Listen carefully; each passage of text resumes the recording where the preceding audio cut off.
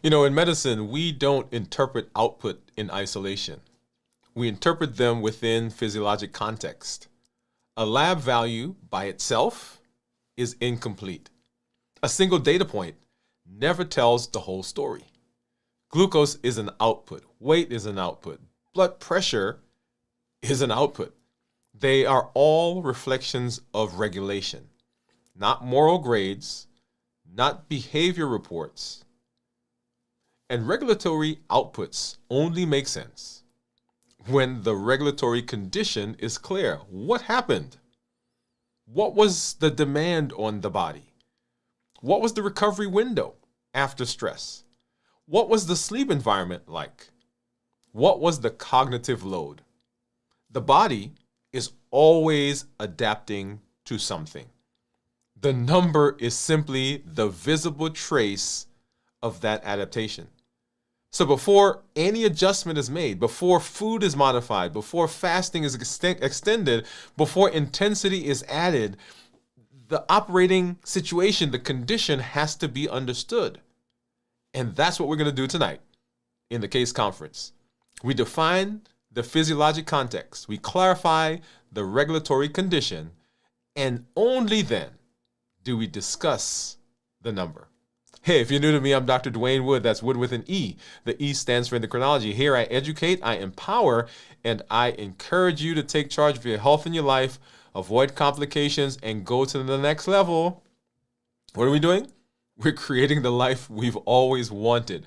I'm here because I want you to have the success in your health just like you're having in all the other areas of your life. Remember, you don't need superhuman strength. You don't need superhuman strength or power. You need a strategy you can trust, a plan you can follow, and the determination to show up every single time so you can be there for those people who are in your life and for those situations. Welcome, welcome, welcome to our show, Dwain with MD Live. Whatever platform you're on, whatever city, whatever state, whatever country you're in right now, and a special shout out to our accelerator members who are out there. Thank you for coming through, and thank you for hanging out with us. You know, before we move into our discussion for tonight, I want to ground this in live data. Not to evaluate success, not to prove anything, but to demonstrate how we read outputs within context. Okay? So I've got my monitors that we're going to take a look at. All right, so right down below me, that is my Dexcom Clarity Report. Off to the side, I've got my Contour and my Keto Mojo. And then, of course, let's just hop right in and let's take a look at what's been going on with my CGMs. And this one that you're looking at right now, this is my Freestyle Libre, and it is a Libre 3 Plus. And right now, my blood sugar is 83. So that's what it is right now. And you'll see the tracing down here that's been happening for the last 12 hours. And let's go ahead and just run our finger across that. And you'll see the numbers as they've been starting this morning at about 7:10 a.m., 7:10 coming into the early morning. And then right about here, we had lunch. And you'll see that number started going up, up, up, up, up. And then dropping back down a little bit, and then up, up, up, up, up.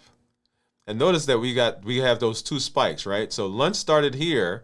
There's that small bump that you see, and then as my food digested, we saw higher numbers.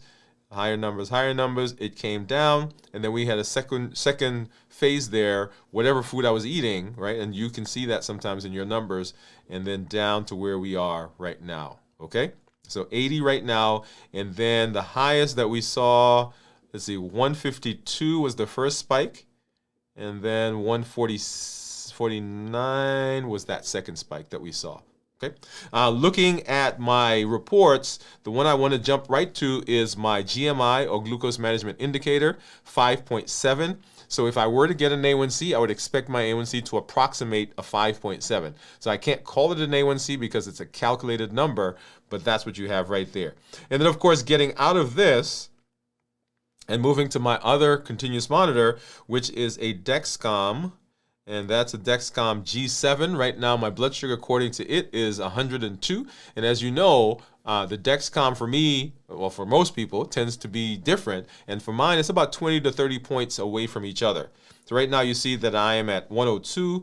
If I do the same thing and look at the last 12 hours and scroll my fingers across, you'll see what those numbers are. And they tend to be about 20% higher than what they were on the Libre. So where the Libre had me, the highest was 157. Here, the highest I got was 170. Yeah, 170 was the highest I got. And then that second peak up to 161 right there. Okay, 161. And then back down to where we are right now.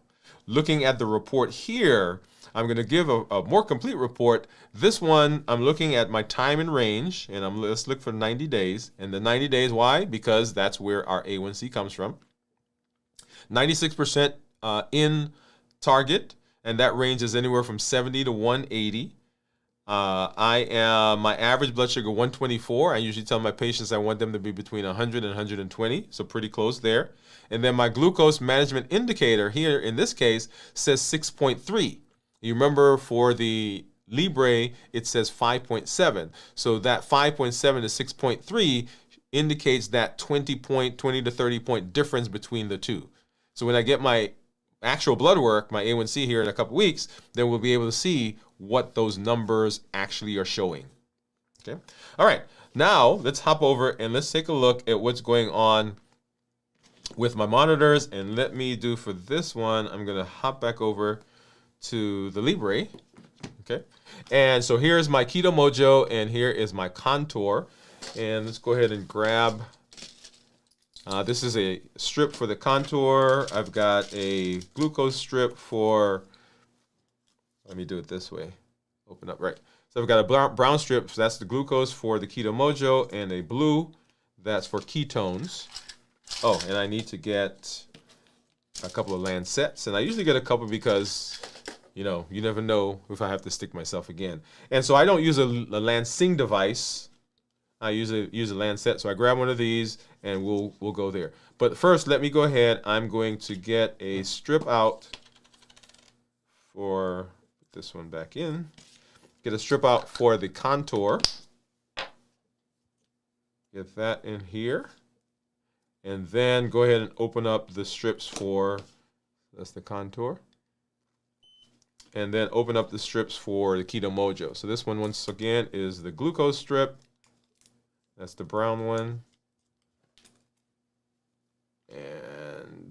And just because I don't want to stick myself another time, I'm going to open this one so I could just have it off to the side and waiting to just get in, okay?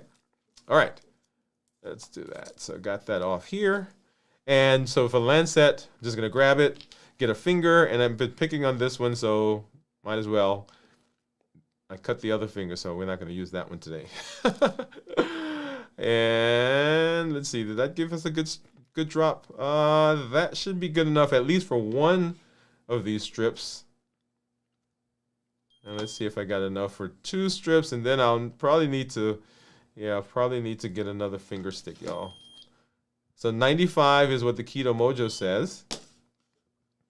And I'm going to try my best to not have to stick myself again. So I'm going to go ahead and grab this out. And 95 actually is what the Contour says. So they both are the same right now. And this one, let's see if I can get one more drop to get the ketones. All right, come on. And it looks like I may be, come on, ketones. All right, so let's see. So 95 was what the Contour said. 95 was what the Keto Mojo says. And right now, let's go to this one. Right now, I said the Libre says it's 79. And so you'll see 79 for the Libre, 95 for both the Keto Mojo and the Contour, and 102 was what the Dexcom says. And so you can see the differences between those. And as you know, they can be 20% different from each other. And then here is my ketone. And so for the ketone, ketones that are less than 0.5 considered normal, 0.5 to 1.5 considered nutritional ketosis, and then higher than that considered therapeutic ketosis. Now we will start our fast tomorrow, and so I'm expecting my ketones to rise. We've not seen those ketones here elevated recently because we've not done that fasting show here at night, but I expect that this would be going up as I continue getting into the fast. All right, so that's where we are with respect to my numbers. And so what we're looking at, right, is not a verdict. Come on. So we're not looking at the CGM as a verdict. We're looking at it as a piece of data. It's a trace of regulation over time, right? We notice the ranges, we notice the direction, we look at that GMI, right? So the first thing I look at is when I see those, I look at the general trace, I look at the peaks, I look at the valleys, and then I look at the GMI. So that's when I'm walking through that in the office with patients, that's what I'm looking for. And I'm looking for how wide the swings are. How wide is the swing? And how quickly does it return? Right? So those things tell me more than a single number. So notice I spent a short time talking about what the number was on that, but then jumped right in and started talking about what the tracing themselves were showing me and what we saw on the numbers. Okay? All right, and so same thing for the finger sticks. For those of you who don't use a continuous glucose monitor, which I highly recommend. I don't care if you're diabetic, you're pre-diabetic. If you at all are interested in your metabolism, I highly recommend that you get a continuous glucose monitor and at least trace it for some time so you get an idea of how your body responds to different things, okay? All right, there are some non-prescription ones that you can get on the market. So enough said about that. But the important part is the interpretation, okay? The important part is the interpretation. So when I look at the data, I'm asking, is this good? I'm not asking, is this good? I'm asking, is this coherent? What does it tell me? Does this align with the physiology and the conditions of the last 24 to 72 hours? That's how we read output without over-interpreting them. Okay? All right, so let's go ahead, and I do see some of our community members out there, so we're going to say hi really quickly, and then we're going to jump into our discussion. So let's see. I see Gian. Gian says, hi, doctor. Let's see. Did we get that?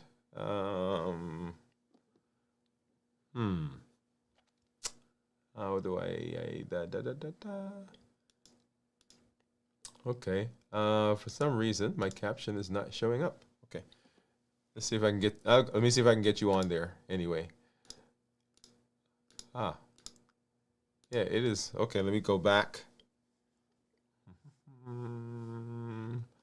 Let's do this one. Okay, and let's see if we can get you on here.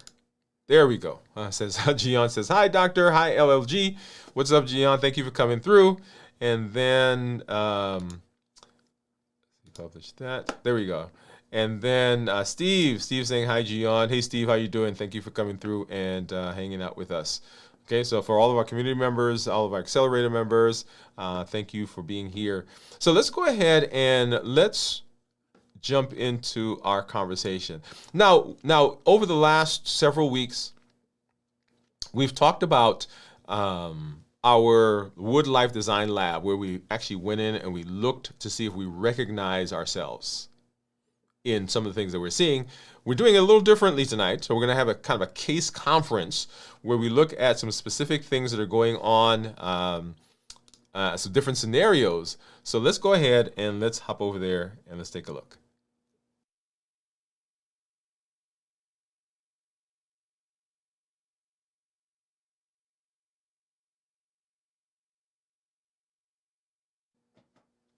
All right, so in the case conference, we use one sequence. The state, what's going on, what people say, the signal, what we see, and then the decision that we make. Not signal reaction. Not, hey, we see something, we react. That single contrast line differentiates this from all the other things that happen.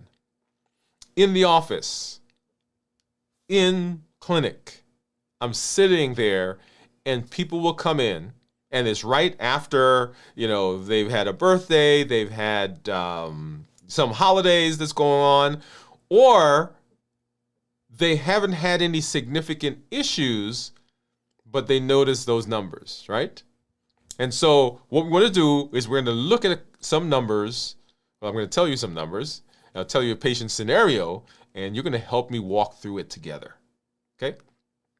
All right. So patient comes in, and there's no background. There's nothing happened. Okay? So we're not going to phrase this as though, hey, things were good and they got bad. That's what we've been talking about. But they just show up, and they're elevated. The morning numbers are elevated.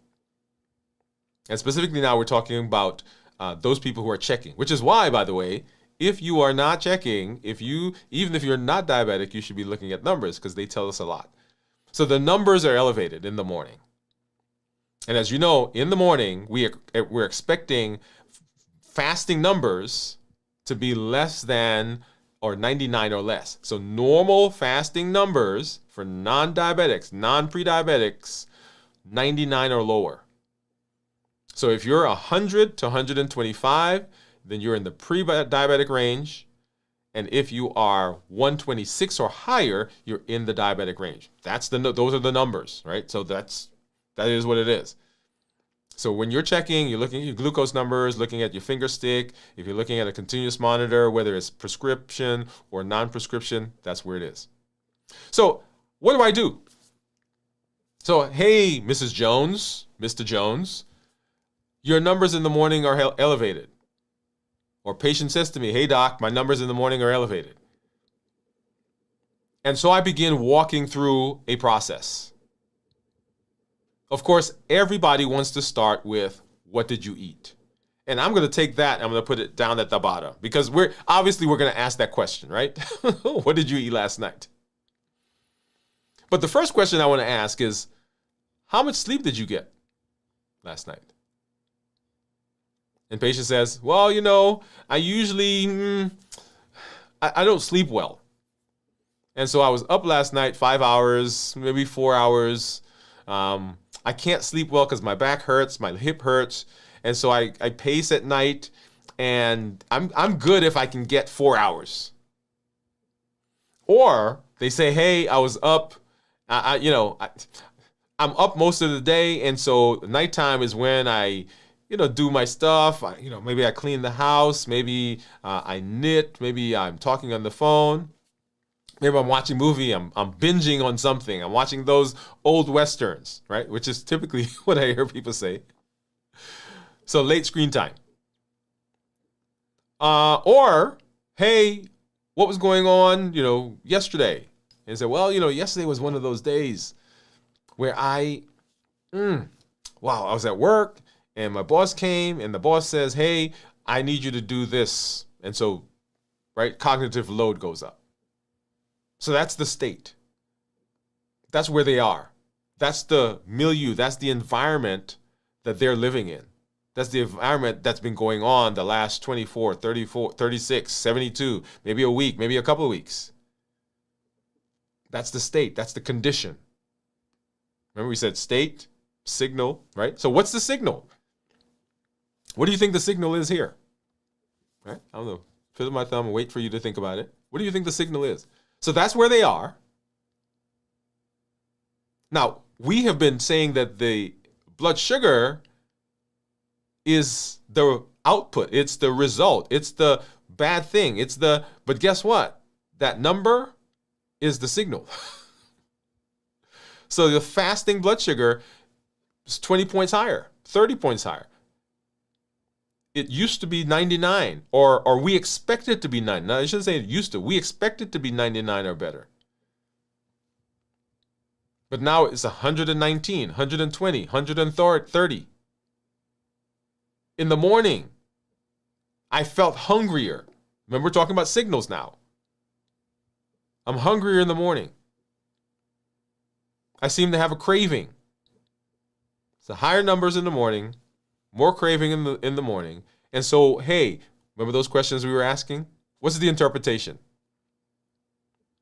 What do you think? This is stress allocation. The body is prioritizing readiness. It's keeping the physiology tight. It's saying, hey, there's some stuff going on that I need to take care of, that I need to help take care of. And so as a result, what I need to do is I need to have available energy.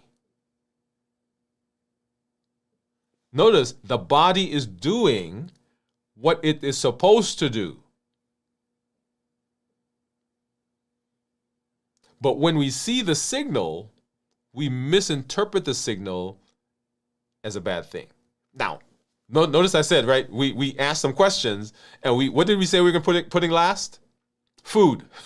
We're putting food at the bottom of that list. Not because food is not important. Food is important. But we are now assuming that you have been doing a job managing food. We're assuming that, relatively speaking, that you've been looking at the food, that you are following the process of the way we think about food. We're not going to go into the balanced bites tonight, but yeah, so you are monitoring that. And so now, let's not look at those things. Let's look at the other things that may be causing. So the signal is the higher blood sugar. The state is the state of stress, staying up late at night, that late screen time, and decreased sleep. We recommend that people get a certain amount of sleep. So that's the interpretation. Yeah. So what happens? What happens? When we are in that state, that stressful state, the body's once again prioritizing readiness. Liver output goes up, because remember the liver's job is to help do some stuff, keep you alive. Reduce insulin sensitivity. Transiently, that goes down. So your body is not utilizing the insulin that it's making as effectively. So guess what happens to blood sugar? The blood sugar goes up. So in this case, what would be the thing that you want to do? Do we want to cut more carbs? Is that what we want to do? Do we want to go get more exercise? Because remember, those two things will affect blood sugar. They'll help bring it down normally. But what should we do in this case? Well, one, how about we stabilize the sleep? Let's try working on sleep. So let's pick a number. So the next 72 hours, we're going to work on our sleep. And so here's the 72-hour rule, called the 72-hour hold rule. If the state is unstable, that is all the stuff, right? The lack of sleep, the stress, the staying up late at night, then we hold the structure, we hold the things that we're doing, we fix the thing that's the problem, we fix the state before adjusting food.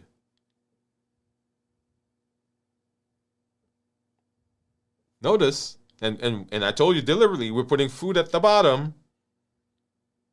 So before we go and say, okay, we're going to stop this and throw this away and get that, right? Before we do that, hey, let's look at the obvious things that are there. Let's adjust that and see if it makes a difference. Does that make sense? Awesome. So let's go ahead and so that's number one. Let's go to the second case, second person that we see often. We have somebody who comes in and we're looking at their glucose numbers just like we did, look at the CGM, or if they have finger sticks, then we kind of track the numbers. Now let me make a point here. if you are seeing your doctor and you have a finger stick and you have a number and that number is high in the evening, then it's hard to make a decision based on that one number because we don't know the trends. So often I'll say to people, hey, we need to get you on a continuous glucose monitor. They say, well, why? Because I checked my number. Well, guess what? A lot of what we do in medicine has to do with comparison. So one single isolated number doesn't really tell us much. But anyway, so the evening numbers are spiking larger than usual. That's what we have. And so now let's look through the state. Remember, state, right? Signal, and then decision. So what's the state? What's going on? So we start asking, hey, what's been going on?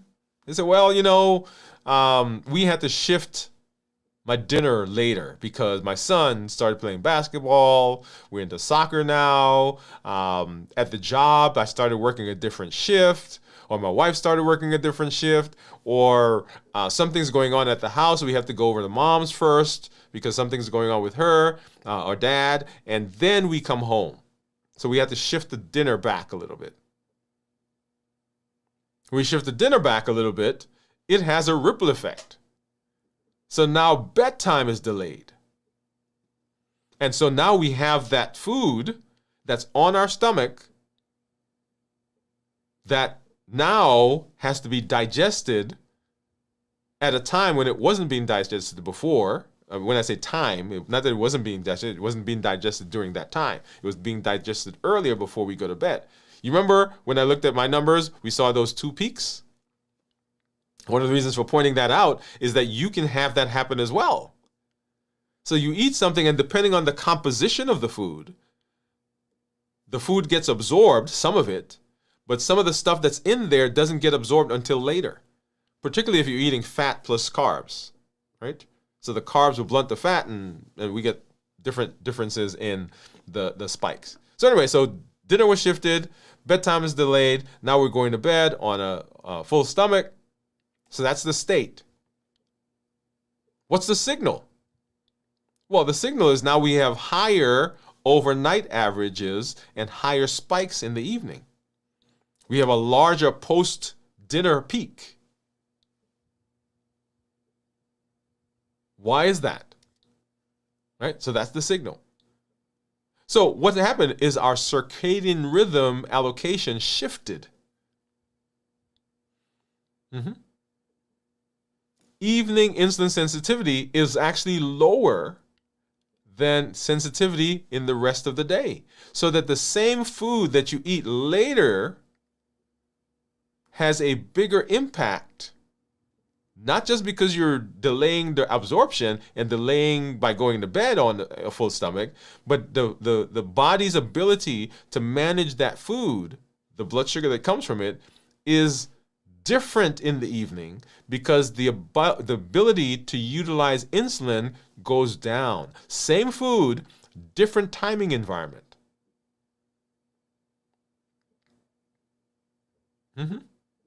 So what's the solution there? What would you do? Eat less before you go to bed? That's a way to do it. Move the clock before moving the carbs, right? So move the clock before we move the carbs. So what do we need to do is we need to figure out how do we get back to a more stable, earlier eating window. Now, can I say something to you? Here's the thing. Sometimes the season that we're in has to run its course. Oh, wow. Boom. What does that mean? One of the phrases or one of the conversations I have with people is that when there is something going on in life, we already know that there's going to be a change in how the body responds. And if if we're dividing our energies between dealing with that life issue and managing blood sugar, both are going to lose. Because you don't have the capacity to do both. Well, I shouldn't say both are going to lose. Either both are going to lose, or you're going to put your energies into one or the other. And what I recommend is put your energies into the place that requires the emotional power. That is usually family, friends, life situation. That doesn't mean that you're ignoring the other side. But understand that here what we need to do is we need to do the best that we can while we put our energies into managing life. I want you to listen to me. Because the capacity that we have to manage both, we have so much capacity. And if we are dividing our time, both lose. So move the clock before the carbs, right? Change the clock. Change as much as you can, but understand that there are times when, guess what? You are not going to be able to change that because mom is still sick. Dad is still sick. You still have to deal with that situation. And while you do that, say to yourself, okay, I'm going to do the best that I can. I'm not saying ignore it. Do the best that you can in that situation. What will happen is you will find that the situation over here, because you're putting your energies there, that situation may resolve faster, and then you can put time over here. Okay? Make sense? So the decision, move the clock before we move the carbs. All right, how about this? Situation number 3, high cognitive demand. And this is the situation where work or project or sometimes even family needs time. This can be travel. This can be your meetings are stacked up now. It's you're an accountant, right? A CPA. You're and so coming up to tax time, you're putting that time in. Or at the end of your quarter, end of your year, you're responsible for all the numbers, right? And so you're putting that time in. And when you do that, your cognitive load goes up. And when cognitive load goes up, guess what? Yeah, we start to see that we are seeing different numbers. So that's the state. We're traveling. We got meetings that are stacked up. Decision fatigue. And what's the signal? What's the signal that we're going to see? What do you think? Well, one of the signals we see is not that the number in the morning is higher. It's not that the number at the evening is higher, but we're getting bigger variations, wider variability within that space. So your average at the end looks the same, but we're getting wider swings. Your energy feels lower. Hunger is coming more frequent. And sometimes we say hunger, but our cravings are coming more frequent. It's like, man, I used to only get hungry at 3 o'clock. But now at 9 o'clock in the morning, I'm hungry. I eat lunch, and at 2 o'clock, I'm hungry. 3 o'clock, I'm hungry. Before I get home, I got to stop and get something. So that's what we're seeing. So that's the signal. What do you think the interpretation is? It's called demand allocation, right? The system is prioritizing availability, not repair. So what does that mean? That means that when there is a demand, when energy comes in, the body has to make a decision about what to do with the energy, what to do with that banana you just ate, what to do with that steak you just ate, what to do with that tofu you just ate, just to do with those vegetables you just ate. Because remember, metabolism is taking food and nutrients and converting it into energy. So when that energy shows up, the body says, okay, what do I do with this right now? And if we're in the state where the body thinks, hey, I need this right now, then the things that get pushed to the back are repair, right? So there are things in your body that has to be repaired all the time because we're using cells, and right? Our skin cells, our hair, our nails. Maybe there's some muscles that need to be built up. Maybe our GI tract. Maybe we caught a cold, and now the body has to send energy to the cells that fight infection. Whatever it is, those things actually get put on the back burner so that we can take the energy and we can save it to deal with this new system that's going on, the stress, the work, the project, the travel. And so if that's the case, then the body does not prioritize adjusting those blood sugars. It's like, okay, I need sugar because I need energy. So how do we deal with that? What do you think the decision is? Remember? Right? Remember the process that we're going through? Right? So we talked about the signal. We talked about the state. The state is the travel, the meeting, the whatever is coming, a decision fatigue. The signal is the wider variability or the energy that feels unstable. The hunger that comes more frequently. We interpreted that as a demand allocation. So the body's actually saying, hey, I need to prioritize this other stuff because I'm not dealing with this right now because I need energy for this other things that we're doing. And so what do? What do you think? We simplify the inputs. I'm going to put a pin right here. We simplify the inputs. During this time is not the time when you like, okay, I'm going to go work out more.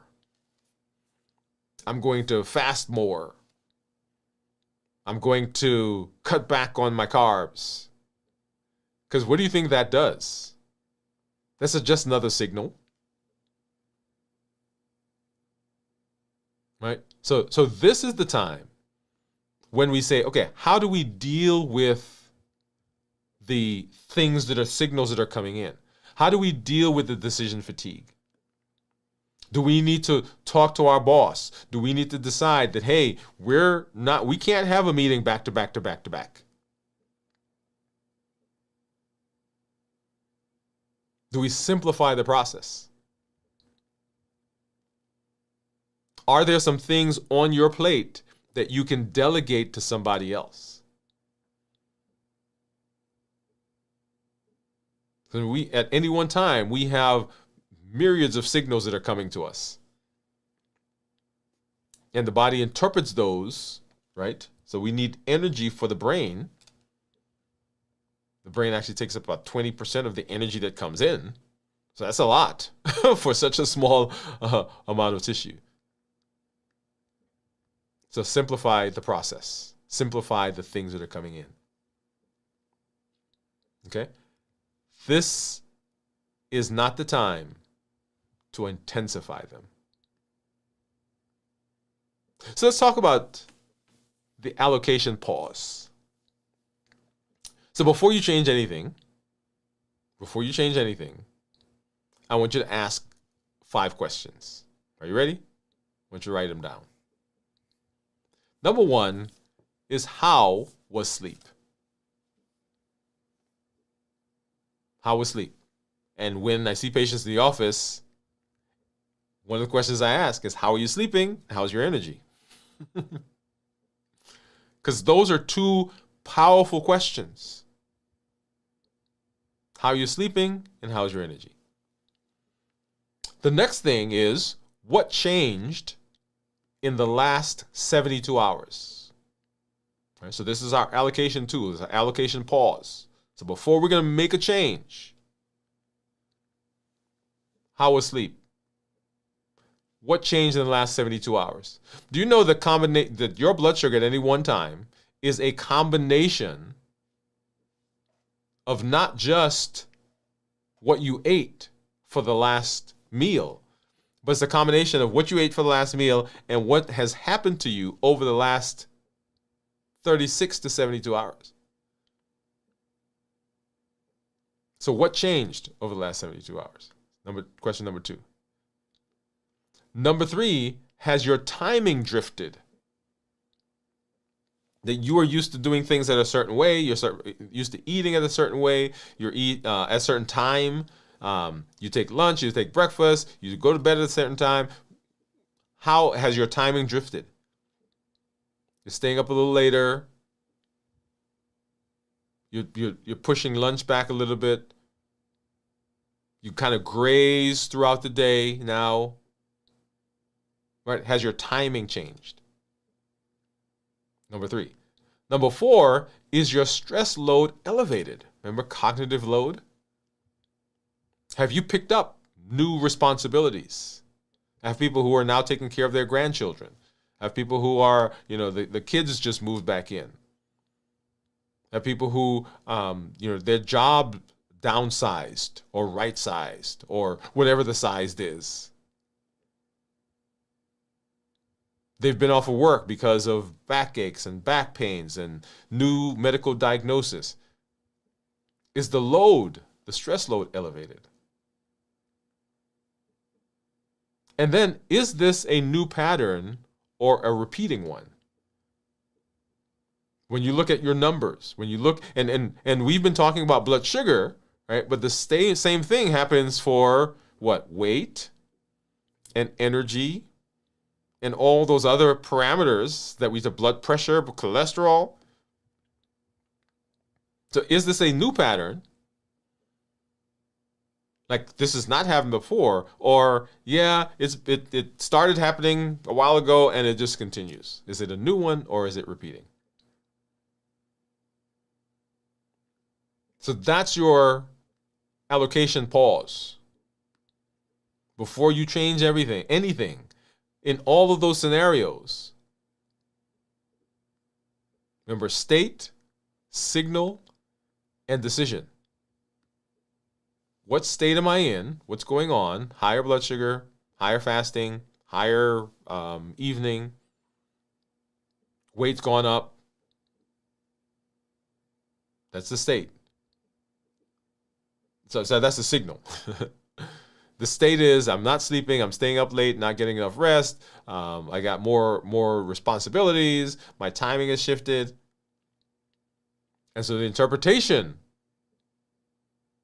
then leads to the decision. And the allocation pause, right, 72 hours, before you do anything for 72 hours, okay, what is going on? Do I need to change my sleep? Do I need to change the time? Do I need to get better sleep, right? All those things. And when you do that, you will find that you're much more able to manage sugars and to interpret the sugar and to put the energy in the right places.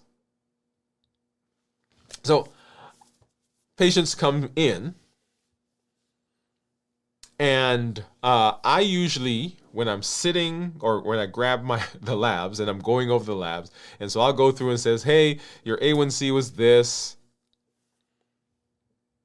You're on a pump, you're not on a pump, you're on this medication, that medication, any nausea, vomiting, diarrhea, headaches, visual changes, chest pain, nausea, numbness, tingling, burning in your hands, toes, fingers, or feet. And they're like, no. Yes, we talk about that. How are you sleeping? And how's your energy? Well, doc, sleep, I don't know. I've never been able to sleep well. And my energy is tanked. And we walk through the process just like we did. And say, okay, let's work on this. You know what? Yeah, sleep is, I just don't sleep. What else can we do? What I'm gonna do is I'm gonna go to the gym. I gotta start back in the gym. Or, it's right after the holidays, so I've got to deal with my food and Notice what just happened. We totally ignored one of the obvious things is the sleep. But the others seem more urgent. Oh, getting another hour of sleep, that's not that critical. I can get by on 4 hours.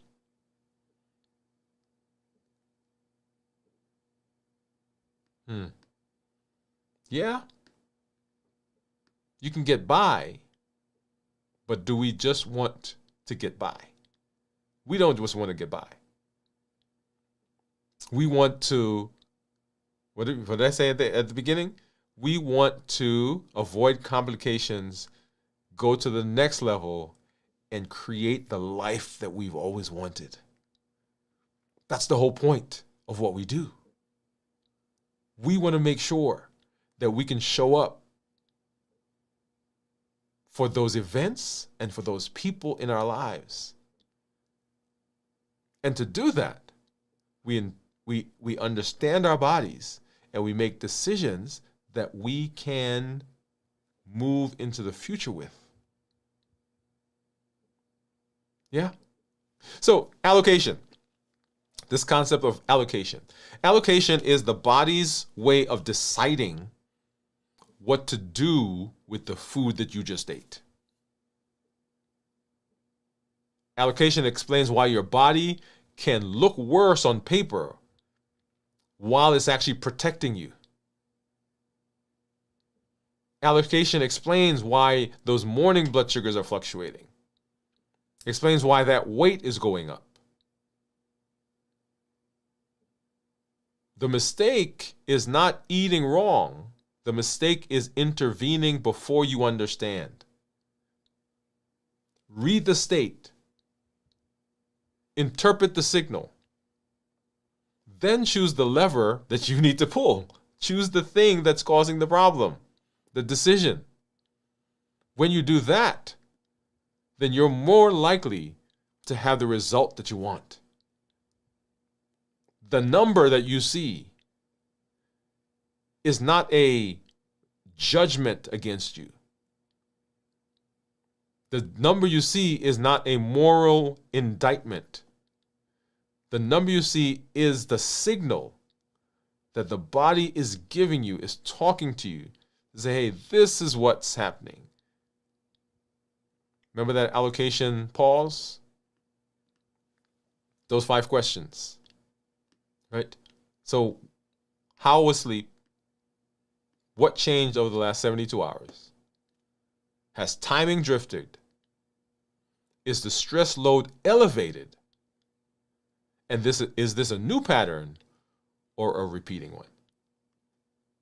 Hey, this is Woode Life Design, where we're looking for clarity, understanding, and sustainable health. We'll see you next time.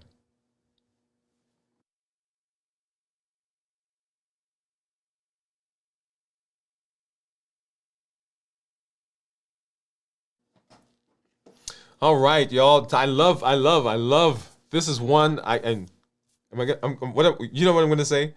One of my favorite conversations.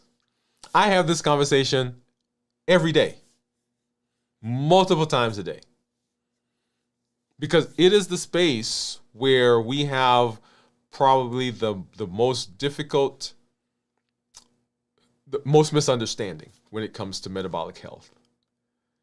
And it is because we don't have a good way of explaining to people and helping people to understand that it's not just the run, push, eat less.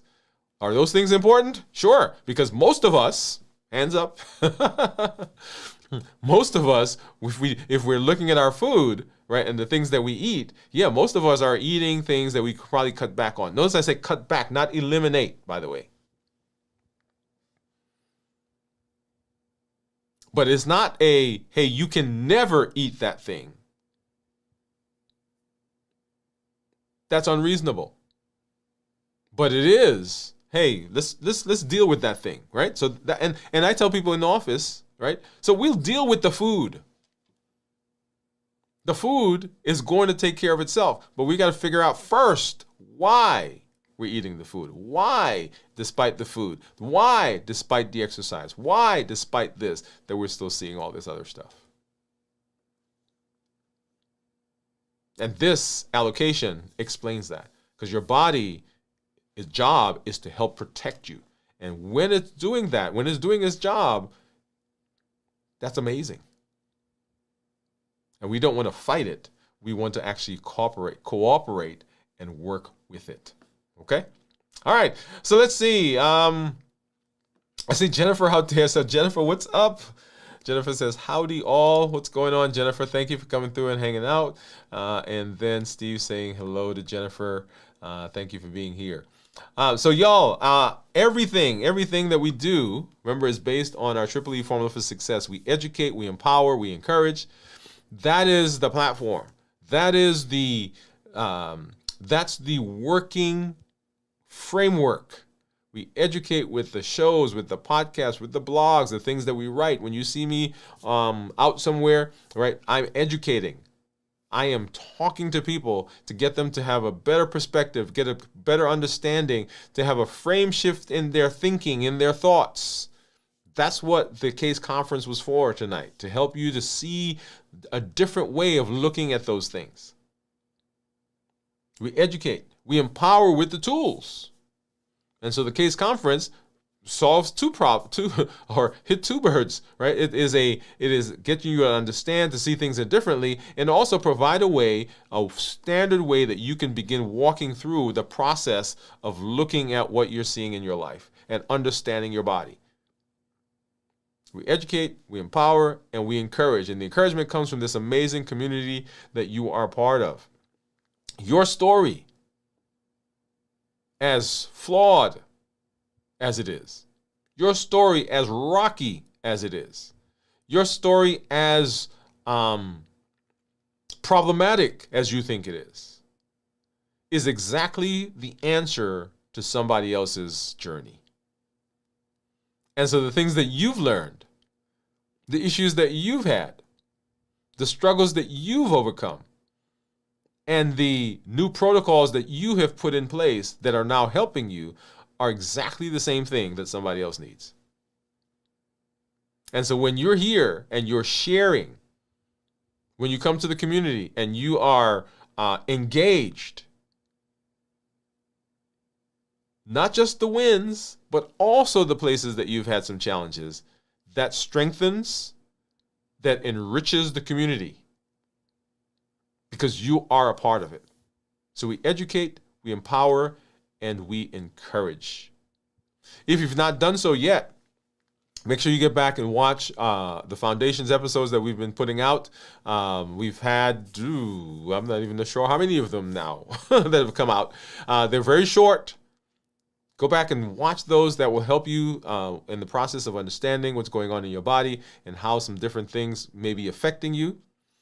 Of course, here on the show, we are here because we want to first identify ourselves in some of those situations and then be able to interpret what's going on. And so then we get to make choices. That's one of the reasons I love showing. Let's see if I can get back there. There's one of these reports. Let's go back here. One of these reports that I love, and it's the one that shows me what's going on at different times of the days. Let's see, where is that one? Let's go back here. There we go. Right, so this one. See right down here? That helps me because I can make decisions about what goes on in my day based on these numbers. So I look at this and I decide what I'm going to do often based on what I see here.